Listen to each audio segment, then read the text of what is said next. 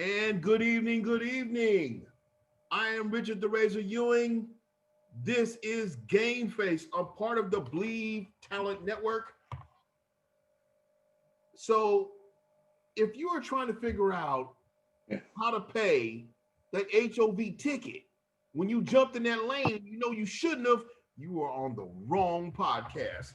Okay, but look, if you are trying to figure out how to get more information regarding the American Music Awards, you are on the wrong podcast.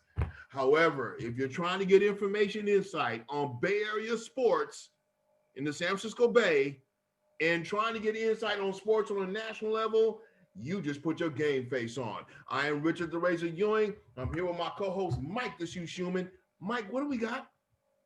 I got kind of razor burn. I shaved today for the first time in a while. But Niners had a week off on a bye. We'll talk a little about the Raiders, but let's talk about the Golden State Warriors. Their draft is complete. Right. And got three good picks, kind of one, all three planning for the future, two guards and a center. And before we get to all that, though, I'm going to do a little business. The NFL season and the NBA about to be in full swing. You might not be at the game this year, but you can still be in the action at Bet Online. Now, Niners were off this week. I took the Raiders last night. Oh, man. Great game. Great game. I mean, okay, but you came up short. No, I didn't with the points. Oh, okay. Yeah, right? Okay. So now for game spreads, totals to teams, players, coaching props, Bet Online gives you more options to wager than any place online. And there's always the online casino as well. It never closes. So call to action. Head to betonline.ag today. Take advantage of the great sign-up bonuses. Again, that's betonline.ag. Sign up today. Bet Online, your online sportsbook experts. All right, Golden State Warriors. We've kind of argued here. Do you think they can make another run? Yeah. I think their run is over. And I'm just going to mention the three draft picks. James Wiseman, second overall. Out of Memphis, 7'1" center. Only the second player to be taken second overall. Rick Barry was the first for the Warriors. Guards Nico Mannion. His dad Pace was a Warrior. Mannion. And I'll tell you something. I was listening to this guy. They pronounced his name. I thought, okay, wait a minute. I've heard that name before. Okay. Well, there's also a Sean Mannion who played quarterback for Oregon State. I think he might be with the Colts now. But he was out of Pleasanton, so I was a little confused myself. And finally, Justinian Jessup, 51st overall. He's a 6'7" guard. Nico Mannion, 6'3" out of Arizona. Right. Jessup out of Boise State. So you've got your two guards to replace Steph and Clay down in the future. And, of course, we lost Clay since we spoke last to Achilles tear. I feel so bad for him. Oh, man. And this is a guy that doesn't deserve this now. No. It happened. I was like, okay, you know what? Why now? And why him? I mean, of all the players you look at throughout the league and everything that players have done and whatnot, it's like, dude, what's wrong with y'all? Why, what do they call it? The basketball gods? That's what they call it? It's like, man, why y'all hating on Clay, man? I don't get it. Well, I don't think it's necessarily that because Steph has dealt with a bunch of injuries. When you go to the playoffs, I don't believe that either. I'm just making. No, I know, but you go to the playoffs 5 straight years. That's like an entire another season you played. So it's all catching up with them. They're both in their early 30s, and I just felt so bad when I saw it. Right away, I thought Achilles tendon.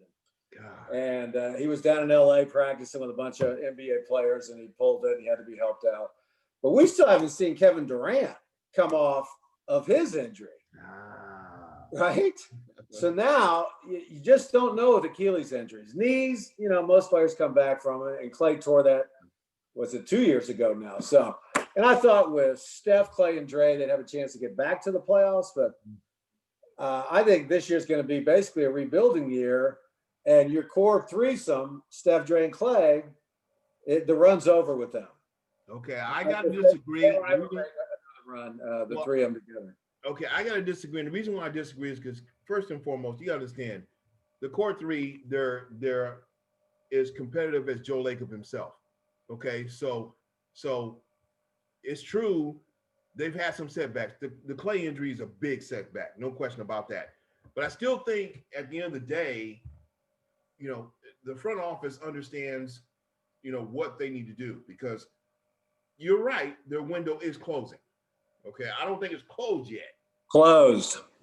Okay, well, we're gonna go back and forth. You know that, but still, I think that if they can manage to get these guys in shape and get these guys to play and understand, Warrior basketball, you're looking at a very competitive, and I'll say it, playoff team. I'll say it, a playoff. If they can manage to get a 6 seed, hey, guess what? You're dealing something here now. You got something, because this is the thing. Pascal is I think he's drunk the Kool-Aid. I Bleav he's bought in. But I also think that Dre is going to try to make one last push, okay, to pad his legacy, okay? And I think that that's what this is about. I think Draymond knows, okay, look, and we all know, when you watch the NBA, you got 5, maybe 7 years, and after that, hey, you know what? You got to look at what you're going to do once basketball's over. And this is year 7 with these 3. Right. So I think Draymond is thinking, you know what? We can still use a lot of this youth. And I'll tell you something. One of the big stories is a story of them picking up Kelly Oubre Jr. Well, he's a great addition. He's their biggest free agent addition. And he's really putting way over the luxury tax. I think Joe Lacob's already paying like $68 million in luxury tax. And I think Oubre send him to $80 million. And and you talk about Joe being competitive, Joe Lacob, the principal owner, and this is what he's willing to do to get back. He's willing to pay that $80 million out of his pocket. And they picked up Bazemore's back. Was it Ken Bazemore? Yeah. They got when they did that. I was like, wow, really? You guys are going to Well, he made $19 million last year in the ATL, and he's playing for 2.3, I think, for them. So he's back to try and get another ring. Curry, Dre, Alex Burks, Jordan Poole, Spellman, Smoljic, if he can stay healthy. So they've got a good core, and they filled up that bench like we had talked about. But as well as anybody, you got to have 2 to 3 superstar players in the NBA now to have even a chance to win. They're not even a top 5 team in the West. You got Clippers, Lakers, Portland, Utah, and Denver. Then maybe the Warriors. Yeah. Houston picked up Boogie Cousins. Now, if all of a sudden Harden and Westbrook decide to stay with Boogie, now they got a 3-man team that can compete with a lot of people too. So you can't count Houston and San Antonio. So with that said, Warriors are maybe an 8 seed. Maybe an 8 seed. I don't know. I think because all you got to do is double team Steph, and who's going to score for you? Okay, but still though, with Boogie, that's kind of like fool. No, I'm not saying that Houston's down the road, but you tell me top 5 teams right away. That's like I said, the 2 LA teams, Portland, Utah, and Denver. So and I just they got some really solid young players, but I'm just not sure they have enough to get over the top. Yeah, I'll tell you something. I'm not totally against what you're saying. I think you're right. I think when you look at it on paper, it's like, okay, look, most of everything the Warriors are trying to do is new. Okay, the old is the old, and the old can't replicate what they did 3 years ago. So it is going to be tough for them. But the one thing I do like about Joe, what they call him, Joey Lightyears. Okay, is that the one thing about him is that when he makes an investment, everybody's against this guy. Okay, and the initially, initially, and the naysayers are there. But then he creates this, and it's done. Everybody's talking about going, what happened? Look, there's no way this should have happened, and here they are. Okay, once again, what are we dealing with? We're dealing with a team that's competitive, a team that's setting themselves up to win. And you look and you go, well, wait a minute, I didn't see this. What is it? 63 games ago, I would not have put this together. Come on, now all of a sudden they're in it, and I just kind of feel like, based on what we know about the franchise, in the back of your mind, even teams in the league, it's kind of like when Jordan retired the second time, okay? And right. Like when he retired the second time, it was like, okay. And then it was talk about him coming back the third, okay? When he retired the third time, there was teams, they said, oh, well, there's talk Jordan may come back. And there was teams in the East going, no. They were like, no, Come on, they were worried. They were why? Because of what Jordan did to them psychologically. And I just kind of feel like this is a franchise that can put a psychological whooping on this Western Conference. He can because of what go ahead. Did. No, it's not going to happen. It's not going to happen. Okay. They've got a great, Bob Myers did a great job of refilling the bench. They got some really good young players, like I said, for the future. I mean, I guess you start Looney at the 5. You can work Wiseman in there. Willie Cauley-Stein, did he sign with Dallas or is he still with us? He's gone. Yeah, he's gone. Yeah, so it was a bust. Yeah, so and you got Wiggins. So I just think Samaljak could be the kind of Smailagic. Smailagic, yeah, he could be. Smailagic, okay. If he could stay healthy, he might come out of nowhere and help out. So I just think, like I said, look, I need Smailagic to blossom. Come on, you've been with us for a while now. So and there's a mixture of Glenn Robinsons of the world. I don't know. It's an interesting mix of players, and like I said before, Clay went down. I thought they could make some sort of run to the playoffs. They weren't going to win it all, but now they're just another team, and we're going to find out if Steve Kerr can coach. Yeah. And nothing against him. He's a great manager of people and egos. He gets people to play together like he did with Durant when he came here. So, but we'll see if he, because that shortened year last year didn't really prove anything. They didn't have anybody. And so now we'll see if he can find ways to mix and match these players he has, because he has a mixed bag, and see if he can coach. So it'll be interesting to see that this year also. Well, this is the other part of it. The other part of it, to your point about Kerr coaching, is that, they waived Kai Bowman, okay?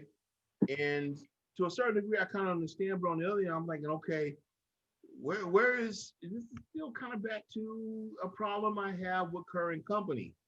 Where's your development? Okay, you look, you had Bowman there, Smailagic is there now. Where's the development? You got these players, and don't get me wrong, you're picking up new players, and I get that. That's part of the business. But at the end of the day, you still got to develop these guys. Even Wiseman, he's there, and it's just like, okay, sound like we got a fire going on in my house. But anyway, my point being is that at some point you have to realize that, development is very important, okay? And without development, you're not going to be able to really get, what the investment should produce. So my whole take is this. You have, Wiseman and Mannion. I'm still confused with Mannion. I really am.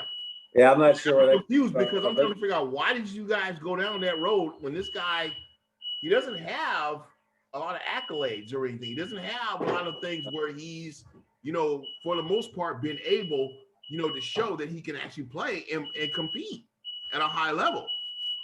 I think about, his dad, Pace Mannion, which, I respect as a player. I do.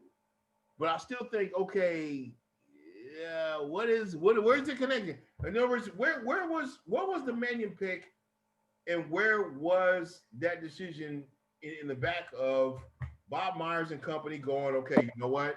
This is the guy.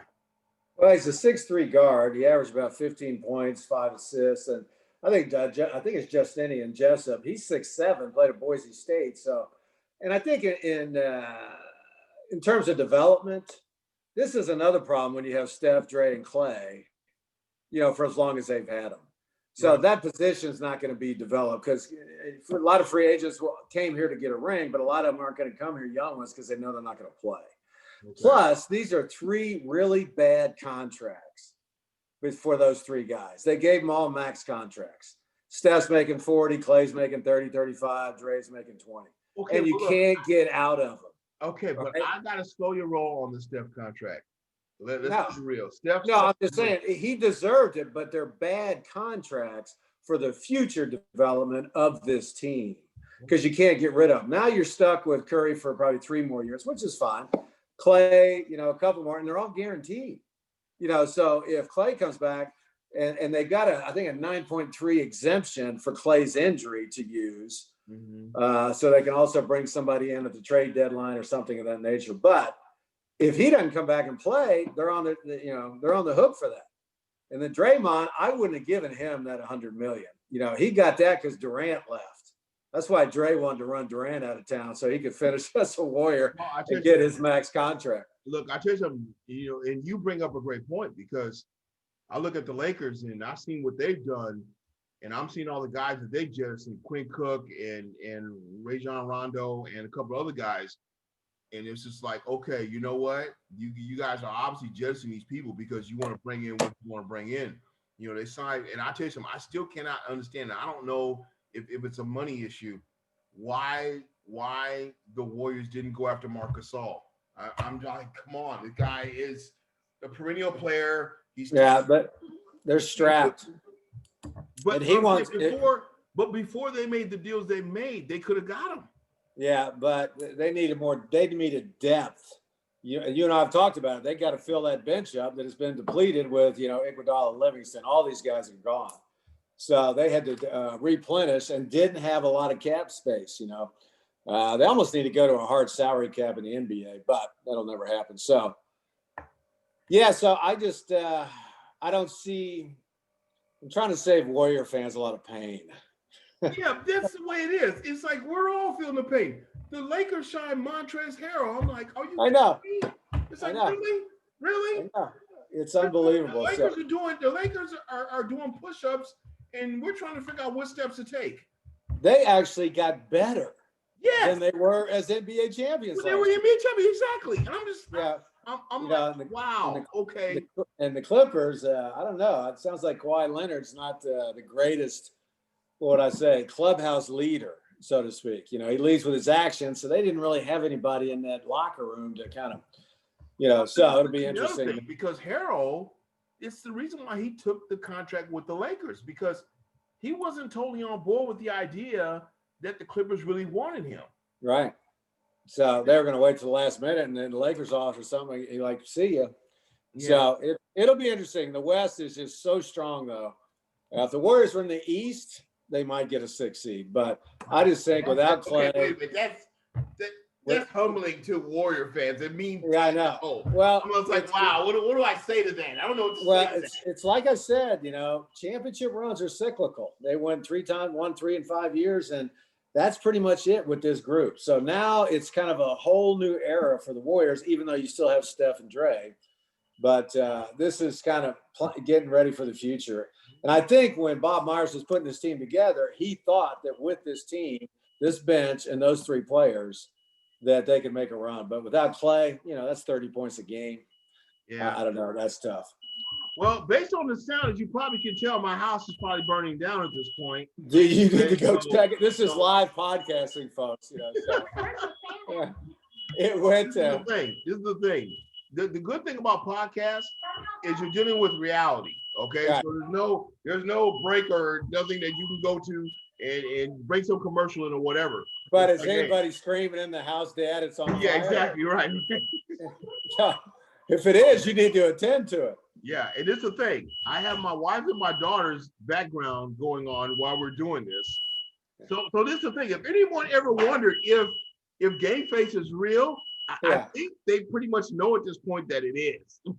and those who are watching just tuned out with that obnoxious beep in the background. No, we may have got more viewers. That's true. They're worried about the Rays in his house. They may have clued in because they think, wait, there's background noises. Wait a minute. Wait, they probably want to see my daughter running back and forth. My wife. Yeah, I haven't seen anybody, so I'm feeling pretty good. All right, let's switch over to the Raiders. What a game last night. It was a great weekend, actually, of NFL football. But the Raiders. Yeah, it was. Is this my understanding of this or not? This is another situation where this is a winnable game and the Raiders can't get it done. No, that's not it at all. If you're an NFL team in the AFC, you don't want to face the Raiders in the playoffs. They went head-to-head with the Chiefs. They already beat them once this year, almost swept them, lost by a field goal. They just ran out of time. Derek Carr had his best game this season and still lost to Patrick Mahomes. I mean, Carr was unbelievable in this game. I tell you, he was throwing it down the field. He was finding these tight windows. He was running the ball. It was impressive to watch. So I think the Raiders are a team to be reckoned with coming down the stretch here. They're getting healthy, and it was just a great game. I thought they had them, and Aguilar made a couple of drops. He's made some great plays during the year, but he's kind of known to have some butterfingers occasionally, and they showed up, unfortunately, last night. And he was at 4th and 1. He kicked a field goal. I was surprised they didn't try and score there because, you got to score touchdowns against the Chiefs. So I put that one on Gruden. But all in all, a great game. I think they're 6-4 maybe now. So, but they're really looking good, and they're a wild card team right now. And actually, if the playoffs happen today, Chiefs will play the Raiders in a wild card game. Okay, but so, my whole deal is this with the Raiders. I see the Raiders right now not as a real contender. I see them as a spoiler. I really do. I see them as a spoiler because at the end of the day, and it's really sad for Derek Carr because they had a piece on Google where Derek Carr basically had this just really, emotional response to what was going on. It was very smug. As a matter of fact, they even used the term that he gave the look into the camera of looking like the Undertaker from WWE. Right. Okay. Right. But that was early in the game. That wasn't at the end of the game. No, it wasn't. But still, it was during the game. Yeah, but still, it helps you to appreciate how passionate he is about what he's doing. Right. He feels like at this point, look, I've done everything that I can do to help this team to win. And we get in a situation like this, and now all of a sudden this happens. And I can feel for him because I understand what that means. I understand how that feels like. I had that happen to me. And I feel like even after this season, if they do not find a way to make a big impact into the run for the Super Bowl, I feel like next season, this is a team you really have to be afraid of in the AFC. Well, right. And they're developing as we speak. This is our 3rd year under Gruden, and that's when our 3rd year under Walsh, we won the Super Bowl. And I think 3rd year under Shanahan, he went to the Super Bowl. Anyway, and you could see the development. The defense played as well as they have all year last night. Their secondary was unbelievable against the Chiefs and Mahomes. Yeah. And you're seeing some young – Look, they could not figure out that secondary until late in the 4th. No, exactly. And you're seeing the young wide receivers, Ruggs, I can't think of the other kid's name, Tavon. But they're starting to develop, and so I think they're just gonna get better as we go down the stretch here. So, like I said, I wouldn't want to face them in the first round. They're physical. They play playoff football. They run the ball, play action, and just really physical and live on defense. So I just got to give them credit. They're playing well, and it's good to see them doing well in Las Vegas. And I would not be surprised if they were in the playoffs this year. Okay, but you know what else I saw last night for the first time in 2 seasons? Based on what you were talking about that secondary in Oakland. Excuse me, Oakland, listen to me. Las Vegas. I saw fear in Patrick Mahomes. Well, he was confused, I'll say that. He was not on his game. He was off. Yeah. Okay. I don't think he feels fear. I'm just like, okay, you know what? If I'm Gruden, you know what I'm thinking? Let's look at this film again. Okay, let's take a look at this because guess what? You put fear in the best quarterback in the NFL. Right. That's big. That's huge. Yep. That's you know what that says? That says, hey, I'm going to my defensive coordinator. I'm saying, hey, what did you do? Okay, look, let's take a closer look at what you did because we need to do that again and accentuate that. Okay. Because now all of a sudden you got the best quarterback in the league second guessing himself. That's huge. That's what you want. Well, that's what everybody wants, especially with that kid and Mahomes. So, and I think there are extra teams in the playoff this year too, so that'll make it easier. But right now they'd be the second in the AFC West, and so they're a playoff team right now. So I just thought they looked as good as they have under Gruden. The first time they beat the Chiefs and then last night against them, even in a loss. If there's moral victories, and I hated that term, but that was one. Of course, you wanted to beat them and sweep them. Right. Because then you'd have – but this way, a lot of times you beat a team twice in 1 year and you get them in the playoffs. It's hard to beat a team 3 times in 1 year. Yeah. So in some ways, with the football gods you mentioned earlier and fate, maybe when it comes down to it, the Raiders will have the edge when they come to the playoffs. playoffs. Yeah. So 49ers had a bye. The Rams are playing the Bucks tonight. I think they're up, or it's tied at 17 in the third quarter. Yeah. And then the Rams get the 49ers next week on a short week. So Niners have Trent Williams is on the COVID list, so he probably is not going to play. He's a cancer survivor, so he's got some underlying issues. So prayers up for Trent. Yeah, but this is the thing. You also have a situation where, what is it? I guess Kiko Alonso, they waived. He was never going to play for the team. But he failed it. But the thing that I couldn't understand is they were trying to bring in, Tank Manley, and I'm just going, okay, he failed. What was he at Tampa? I think. I think he was. Yeah, he was at Tampa, and he failed. Okay, you didn't really believe he failed at camp. Do you really believe you bring him in here and all of a sudden he's going to pass? He passed the Raiders today. You what? He passed the Raiders physical today. Whoa, he's now a Raider. Watch me. Yeah, he's now a Raider. Adds an edge rusher. How is it that he fails Tampa, fails San Francisco, and then passes with the Raiders? Depends on how bad you want him. You could probably fail every NFL player in a physical. Every NFL player would probably fail a normal physical if you've been in a league more than 4 years. All right. So it depends on how bad you want it. Are you willing to, like when I got traded to St. Louis after the Super Bowl, I had a broken thumb in the preseason and they traded me injured, so, and St. Louis said, oh yeah, it looks fine to me. So played with a broken thumb the entire year. So anyway, if the team wants you, they'll find a way to get to pass you. Okay, there is a juicy piece in the juicy pieces going back to the Raiders. Maybe we went to the NFL, but there is a juicy piece regarding Kelly Oubre Jr. And one of the reasons is that I Bleav in 2017 there was a kind of fight with Clay. Yeah, that's juicy. That's juicy. And why is juicy? Yeah, because now they're teammates. So that happens all the time. Yeah, it does, but it's still juicy because I would say juicy. He's in his press conference today. He said he was just a young knucklehead kid and trying to earn a reputation in the NBA. And yeah. And you know what? If there was a guy that you'd go after on the Warriors roster, I'd have to say it would be Clay, because he doesn't come off. I mean, he's a fierce competitor, but he's so even keel. He's just a guy that you wouldn't think would, fight back, so to speak. Right. So anyway, I understand, and I saw that today in his press conference, so it's kind of cute. He's very articulate, very interesting. He's kind of a different kind of cat, so he'll be fun to cover. He came from OKC, right? I don't know that much about his game, so he's another 6'8" 3. He plays the 3, right? So he played for the Suns, though. Oh, it's the Suns. Yeah. Okay. All right. So I didn't know if he was the Suns or OKC.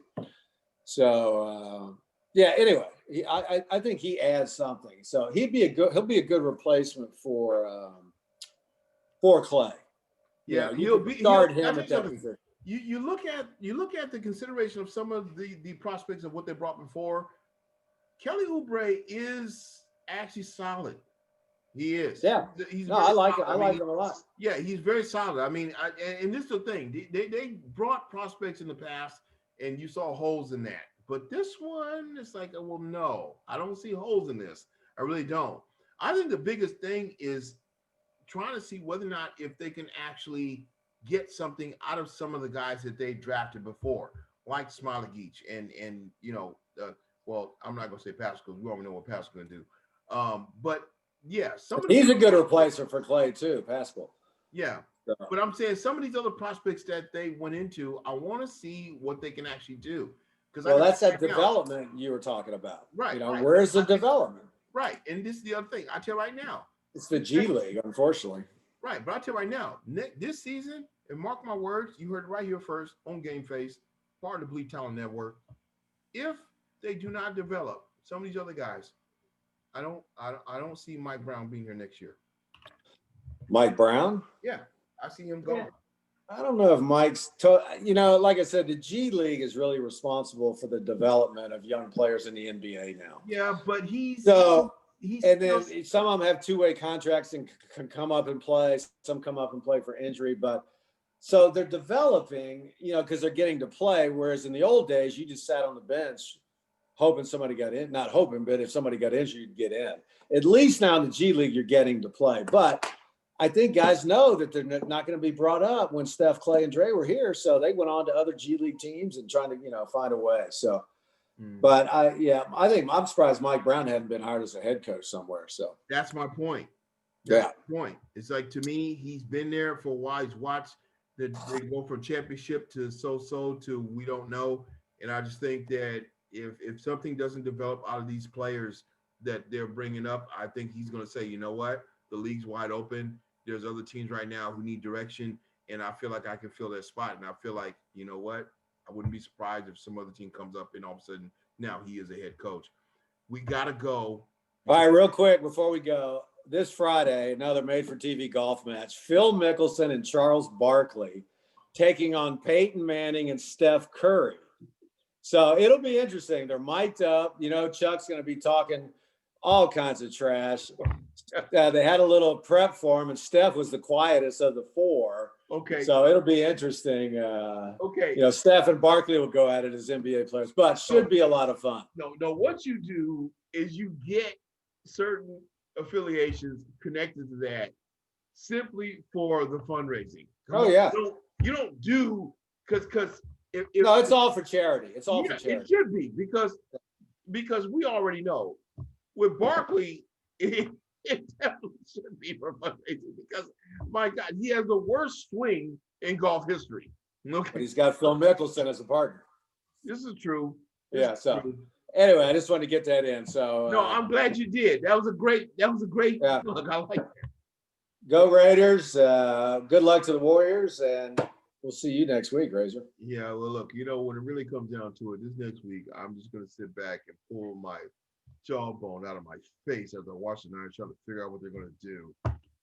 Okay, so anyway, by the way, he's Mike the Shoe Shumann. I'm Richard the Razor Ewing. You've been watching GameFace. Thank you for tuning in. And by the way, if you tune in next week, you better have your GameFace on.